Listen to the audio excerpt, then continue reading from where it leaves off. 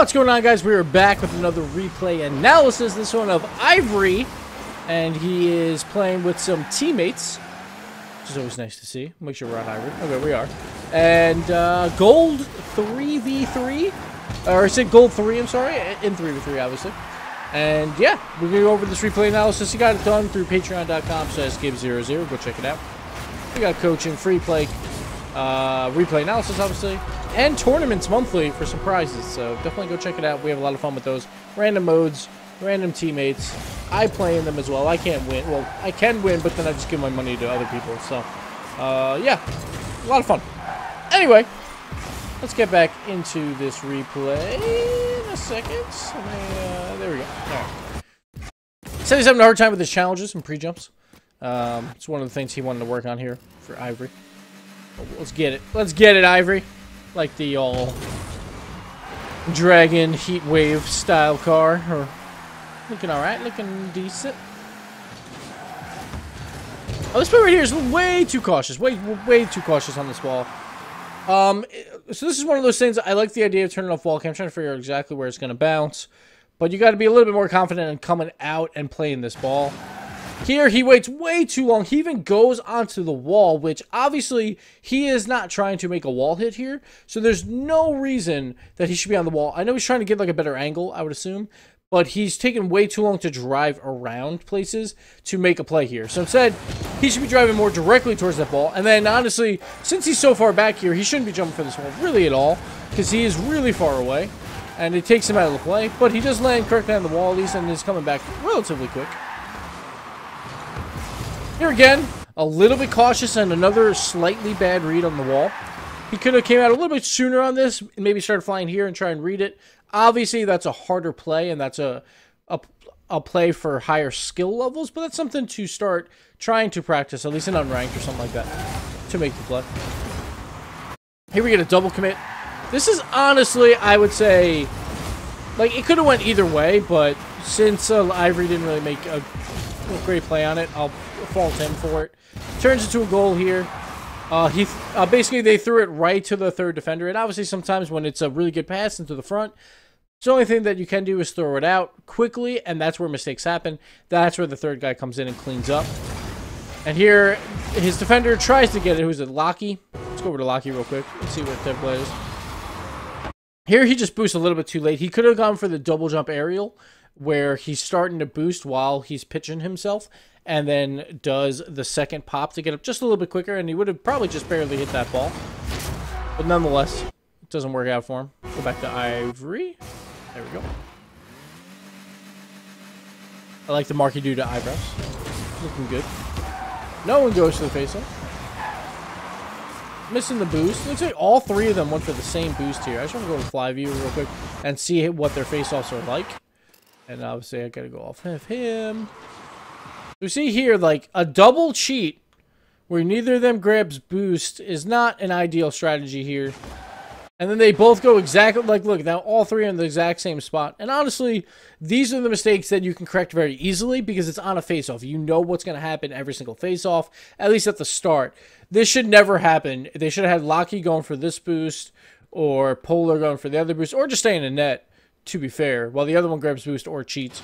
But here, having all three in the same exact spot, now Locky doesn't really have any boost, and he's going to try and make a play. Let's see what happens here. He goes for it. It's fine. And Ivory there to clean it up a bit. A little bit of a bad touch. And we'll get back to Ivory's point of view in a second. Having a hard time here.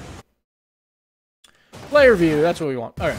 So, yeah, on those face-offs, the team itself could probably fix it up just a little bit there. But here, Ivory now has all the boosts he wants in the back corner. Two different players. He goes to the double jump area. Probably didn't even need it here. He has plenty of time, and he actually goes a little bit above the ball because of the double pop aerial. So you gotta be careful when you're gonna use it. So that doesn't really help him there. Throws it low, which you never really want to do on an aerial. Jumping early here. Probably a little presumptuous here. You don't really have to jump this early, but I guess he thought it might have had a little bit more power on it, so he wanted to get up. Understandable. A little bit of a bad read. That's okay. He kind of makes up for it. At least it does a bouncer clear here, which confuses them a little bit. It makes Vital play it off of while it's in the air, so it doesn't get a great clear. He's just waiting in the middle. Lockie's waiting on the side. Lockie, all right, he jumps right. He probably could have went up the wall here and actually got a really good pass to the middle. So this is one thing I see a lot from lower skill players is they'll always try and push the ball forward no matter what. When he had a pretty good chance here for a lateral pass. As we see here, he goes in the air. It might have been tough because the way his car is situated, he might not have had enough time. Probably would have, but I'll give him the benefit of the doubt. But honestly, see how he's just throwing the ball forward? He has at least thrown it towards his teammate, which is a plus. But he could have went up the wall and just side flipped out and did a perfect center for Ivory over here. But, oh well, doesn't happen. Again, Ivory going up early. I don't mind him going up early. Like, I do like the idea. Hey, let's go up quickly. He seems like he has some good aerial control. And, like, that's a great clear. That's exactly what you want. Throw it right to the corner. Give your teammates time to get back. So I do like that he's going up pretty early. Just once in a while, it hurts him. And I think that's what he's talking about, where he'll pre-jump way too early. And then he's out of the play. Like, this play right here is like, he's just, like, this is just him flailing, basically. Like, you got to be very careful that when you do it, like, what was that going to accomplish? Like, he thinks the blue guy is coming into the midfield and is going to make a chip play. But honestly, like, why would he hit it there? And even if he did, like, does it really pay off for you? I don't know. So I do like his aggressiveness in the air to go up quickly and go for it. But he's got to tone it down when he's going for challenges. Wait till you know exactly what's going on with the hit and then maybe go for it. That's a great pass back right there from Polar. Ivory tries for the deflection here, and it's a really good idea. This would have been a really good team passing play. He just gets a little bit too much of it to the right side of his car. And again here, he lands. So right there, I'm sorry, don't look at the bottom if you don't want spoilers. Right here, you just heard fuck up jump. And that's when you should probably not be challenging this ball at this point. You kind of know it's over. And this is where I would start looking at their boosts. Like, I would have just drove directly into their boost and circled back around. He still does relatively quickly, so it wasn't the end of the world. But again, he's just got to be very careful with plays like that, where he just will always want to challenge. And just got to tone it down just a slight bit. This is a poor hit. This is a really poor hit, actually. Right here, look at all this time he has. We have Vital out of the play. His two teammates, obviously, whatever. We have Croston, like, basically by his boost back there. He's, like, midfield-ish, but not anywhere near. And the other guy's all the way at his goal line, or at least on the wall line. He's got plenty of time here. He should wait for a bounce, or, like, at least pop this in the air, or dribble it along the wall and set up a pass and play for his teammates. Looks like both of his teammates are heading back. Polar heading back, and his other teammate already did. So his best bet here would have been to waste some time and dribble it along that wall on the right. Slowly start up a pass and play. Let Polar get into position in the middle, and then try for the pass there. You never want to clear it, obviously, on the ground, right to the other team.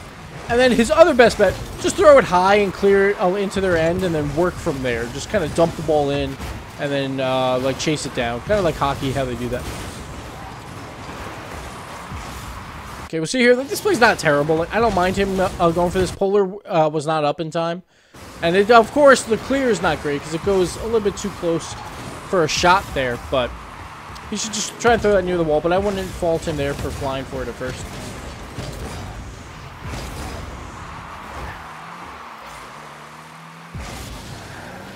Okay, there he's being a little bit more patient. I like it. He's letting Lockie try and do some stuff. This is, oh, yeah, he's got to back up quickly. Right here, as soon as he front flips, he's got a lot of boost. He front flips over and it's completely out of position. Luckily, he turns around quickly, and it didn't hurt him. So it's good that he read that. And again, like this jump, maybe he thinks a shot's coming, which is probably your best bet. You want to jump and at least throw off the other shooter. But like I liked that he didn't boost or waste boost on that. He just jumped and casually fell back down. Not the end of the world. It doesn't really hurt you all that much. Now this is way too early of jump. I feel like this is the Kronovi factor a little bit. Crow does this a little bit, or he used to. He doesn't do this as much anymore, where he will put so much trust in a teammate. And obviously, he has more right to because he's playing with the best in the world. But, well, he's playing with J-Naps. Rizzo, nah, I kid. So here, he's jumping way too early. Like, you shouldn't be doing this jump, especially around, what was this? This was goal 3, right? I'm getting confused with my... Yeah, so goal 3. Should not be jumping for that. It's just taking him out of position, and he's the third man back now because this other guy went for the passing play. You don't want to give up free goals around this level because it is very difficult to score at this level, like if someone's on defense. And, like, why give up a free goal for that type of play? But Kronovi used to do this a lot more where he would go for these crazy things where he would try and read it extremely early. And it looks amazing when you hit it. The problem is the 9 other times that you miss put you completely out of position, and you will have a goal likely scored on you. You got to worry about the risk and reward of that situation. This is a pretty good play here while I was talking. He goes up for the challenge, trying to read it. Like, this I don't mind.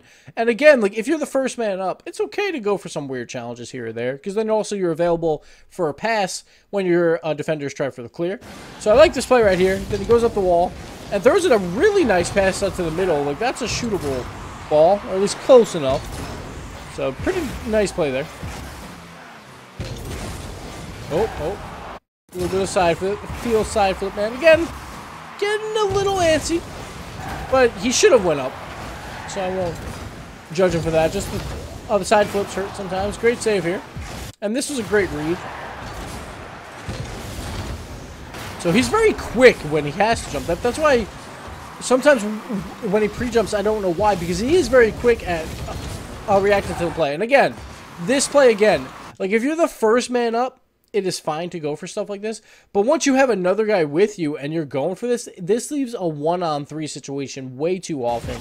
And you should not be going for plays like this at all. This just makes no sense to go for. And now all the pressure's on Lockie to make some defensive plays. Because now 2 players are out of the play. It looks like blue team's having a pretty good chance to score here. Possibly get it in. They do not, but got to be careful with some of this aggressive play. And again, as the one man, a lot of these plays, go for it. When you're the 2-man, you should be very cautious about pre-jumping. And as 3-man, you should never pre-jump, basically, unless you have to. So, keep it in mind. Here again, he goes up, but again, Polar is closer to this ball. He is very quick in the air, and honestly, he probably makes up more ground than Polar does. But there's just no need for that. Also, we see this right here. He jumps. All right, sure. Right here is fine to boost. But this is where you should stop and either boost down or just glide towards the net, because Polar definitely has this ball. He's going for way too many highlight plays. Like, he's even air rolling and all this stuff. Like, I guess he's playing for the miss of Polar. Maybe he's not trusting his teammates enough. And honestly, that's okay in gold. As well, he has played with his teammates before, so he might be a little bit worried about if they're going to hit the ball. But again, like, so far this guy, Ivory, seems like his mechanics are okay. They're not terrible. It's just he's trying way too hard to be involved in every single play. When sometimes it's like a good idea, just take a chill pill, wait it out, and let the ball come to you. Like this ball, I'm not really sure why you're going for it. Again, he's kind of the one man here, but Polar's also kind of up. Takes him out of the play. Now he grabs this boost, and what I want to see from him is to not do that. When you do go for all of these challenges and you move up into the field, present yourself to for a pass from one of your defenders. Right here, he immediately flips back. He has no trust in the pass, and then honestly, it's pointless for you to be up here. Say you actually present yourself for a pass, then it's not that big a deal. Like, you go for a challenge, like some kind of simulated pressure. It forces them to throw to a defender pretty easily, and now you're there for the pass for a deflection. But here, he immediately tries to go back, and I would love to see him try and stay up, or at least work with his teammates to figure out how that would work, where they start seeing him for passes and all that. But here we're about to finish off this game. Again, this, like, what? You have 15 seconds left. You have 100 boost, and, like, you literally just blow the game here. Like, once he does this, there's absolutely nothing that will happen. Like, he's out of the play now for, we'll count it, but we're going to say roughly 8 seconds. And he's not going to have boost unless he goes for boost. So this is taking him out of the play to tie the game. Now he's out of the play. So it was 13 seconds. He's going back. He's still not in this play at all. He has some boost, though, at least. And now, like, yeah, we would say about 8 seconds. He was at least almost involved there. But he still was a little bit late to that as well. But look at this. He doesn't touch the ball again until 0 seconds. When if he wouldn't have flown for all that crazy stuff, maybe he gets another few touches in there, tries to make a play happen for a 0 second goal, and instead of just flailing for like that 1% shot. Sure, it looks great on YouTube, but it's not realistic for these games. And honestly, like, his mechanics in the air were not terrible. They were probably higher than a gold level. Just the decision-making or the greediness to go for every single play is really costing him here. But that'll do it for this replay analysis. Thank you so much, Ivory, for the replay analysis. And thank you guys so much for watching. We'll see you next time. Later.